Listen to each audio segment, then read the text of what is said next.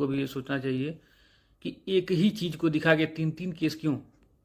मतलब ठीक है, शुरू शुरू में किसी को नहीं पता कि कौन सही बोल रहा है, कौन झूठ बोल रहा है, केस सही है गलत है, किसी को नहीं पता, तो चलता है केस, ठीक है। लेकिन 3 केस क्यों, 4 केस क्यों?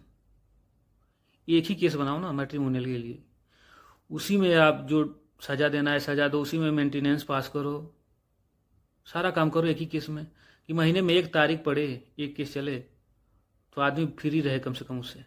अब 4-4 केस करके उसको फंसा दे रहे हो, जकड़ दे रहे हो, ऊपर से खर्चे भी पारित कर दे रहे हो कि इतना मेंटेनेंस महीने का देना है। कहाँ से कोई काम कैसे करेगा कि खर्चा देगा?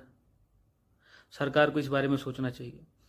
अब मेरा मानना है कि कांग्रेस ने तो इस बारे में बहुत ध्यान नहीं दिया, बीजेपी ने थोड़ा बहुत रूल चेंज किया, तो उसमें कोई खास ऐसा नहीं है कि हस्बैंड को बहुत ज़्यादा बेनिफिट मिल सके। उसने क्या किया कि मतलब एक आदमी का पुराना कपड़ा उठा के नया पहना दिया है, नाम चेंज कर दिया सिर्फ केस का, बाकी कोई ऐसा कुछ नहीं कर दिया है कि इससे हस्बैंड को बहुत बेनिफिट मिले।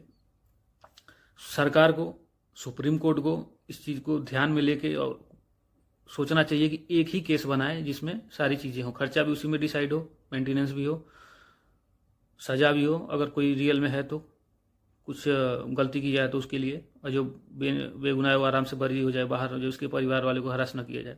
अब मेरे केस में क्या हुआ, मेरे भाई का, मेरे फैमिली में और सबका नाम डाल दिया। बेचारे को, मेरी मम्मी को शुगर है, बहुत सारा हड्डियों में दर्द वगैरह है, अब उनको कभी कभी लखनऊ जाना पड़ता है उसके चक्कर में। वैसे तो नहीं जाती हैं, लेकिन कभी कभी ऐसा आ जाता है डेट जिस पे जाना पड़ता है, जैसे चार्ज बन गया, जमानत कराना है, जबकि गलती कुछ किया ही नहीं है, सिर्फ हरासमेंट के लिए, पैसे बनाने के लिए। अब आउट ऑफ द कोर्ट बीच बीच में हम अपने कुछ रिलेटिव के माध्यम से, मतलब कुछ लोग हैं जो कि थोड़ा एक्सपर्ट इन चीज़ों में, जान पहचान वाले, सेटलमेंट की बात की है।